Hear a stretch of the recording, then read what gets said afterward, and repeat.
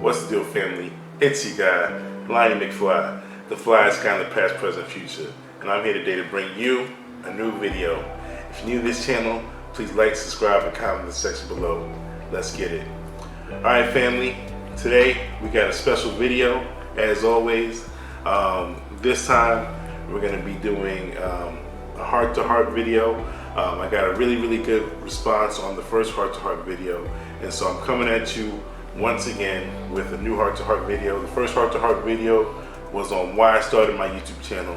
This heart-to-heart video is going to be talking about how I gained weight in the first place. You know, the last video we did the weigh-in. Basically, I weigh about 270 pounds. Not a good look. I'm not happy about that at all. And we're gonna get into a little bit of the backstory on how I gained weight in the first place. All right. So stay tuned and let's get it. Alright, family. So basically, you know, we gotta run it back. You know, run it back. You know, growing up, I was always in shape. You know, not really ab-tight. You know, I was one of these, you know, ignorant people, I guess I would put it. I thought that, you know, doing sit-ups and things like that and, you know, getting waves in your head is for pretty boys and stuff like that. And I always looked at myself as being the opposite of a pretty boy. I'm not an ugly looking dude. Yes, Lani McFlyy is very handsome, but I was never ever full of myself on that level, you know. But at the same time, I always, you know, played sports just because I love sports, you know. Played basketball, not really organized or anything like that, just pick up games. I played on the football team in high school, you know, my freshman and sophomore year. And then in my junior year, I became ineligible. And in my senior year, I transferred to a new school. And the year prior, the school lost every single game.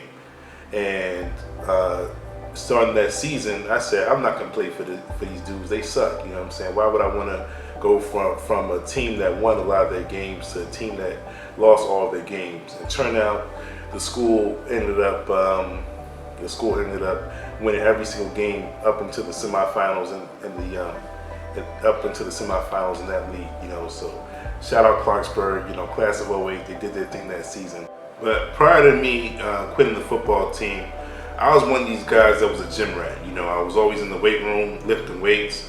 I joined the track team in order to, you know, get faster and things like that. And so, you know, I was one of these kind of guys, you know, and I just love sports. I love physical activities. You know, my favorite sport as a kid before I played basketball and football was soccer, you know. So I was just always one of these, you know, active kids, you know. And then, you know, right around the 10th, 11th grade year, I kind of recognized that fashion was changing. You know, the baggy style was, you know, going out of style, and the more fitted clothes was coming in style.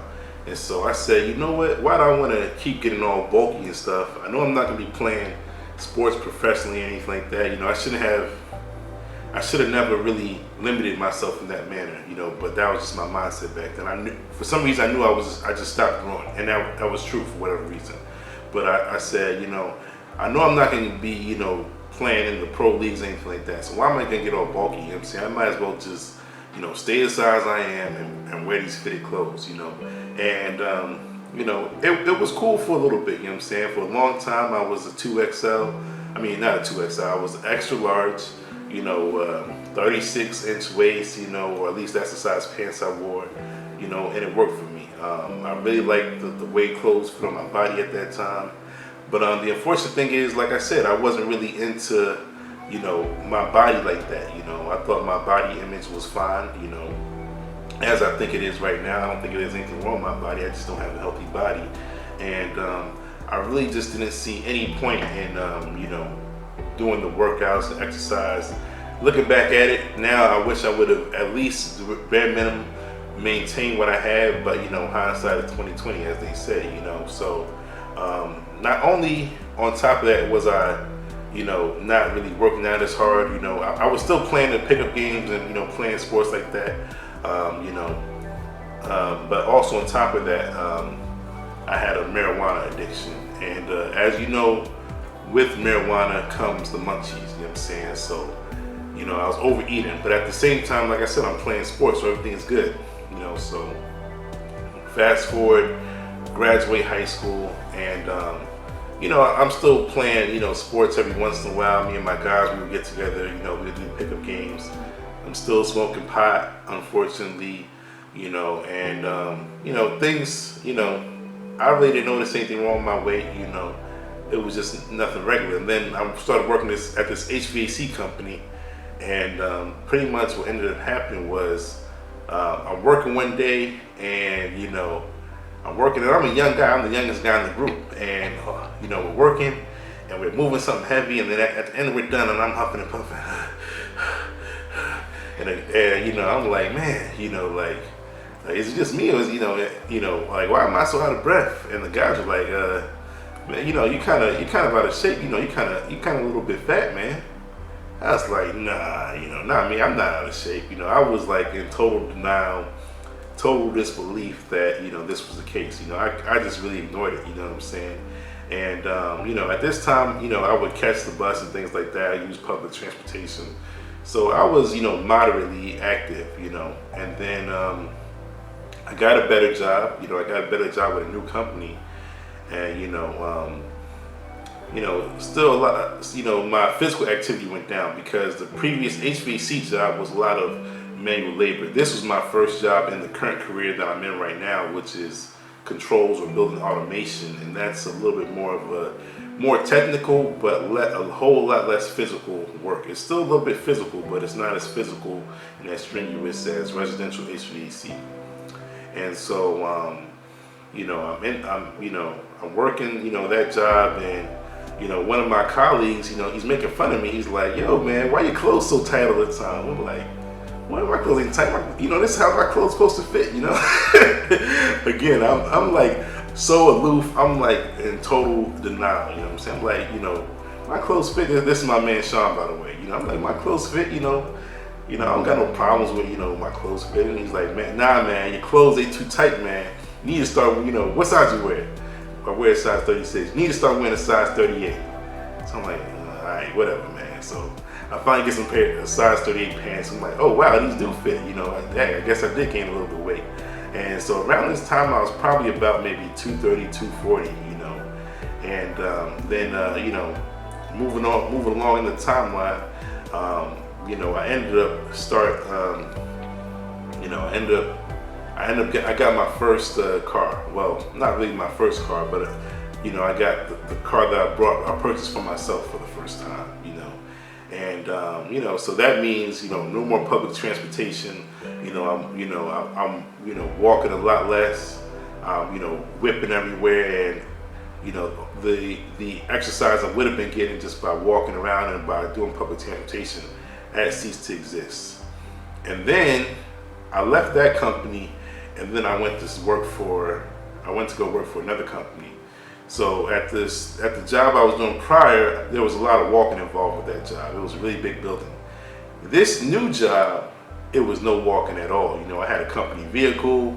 You know, I was going to different sites, still in the same industry, but you know, the amount of walking, you know, I did was a lot less.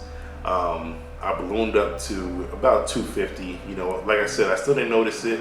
I made it a point when I first got there. I said, you know what, I'm gonna lose some weight. You know, so that's when I really started to do juicing and things like that. And you know, what I did was I ended up basically, you know, I started juicing, but then I lost a bunch of weight. I lost probably, you know, 20 pounds in like, you know, a month or a month and a half or something like that.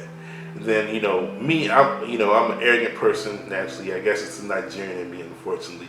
And my attitude was just like, you know what?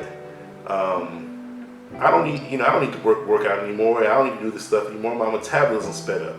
Well, guess what? It didn't. You know what I'm saying? By this time, I'm like 23, 24 years old, you know, and my metabolism sped up. So it was really a reoccurring battle of, you know, gaining weight and losing weight, you know, and then I guess I just lost focus, you know. So I'm still, you know, I'm still smoking, you know, pot, unfortunately, during this time. You know, I'm not really supposed to, but I was still smoking pot at this time, and, you know, dealing with that addiction and that struggle. And, you know, I still got the munchies. On top of that, I got married during that time period. And you know how you get married, you get that happy weight, you know what I mean? So me and my wife, you know, we're not going out as much as we used to.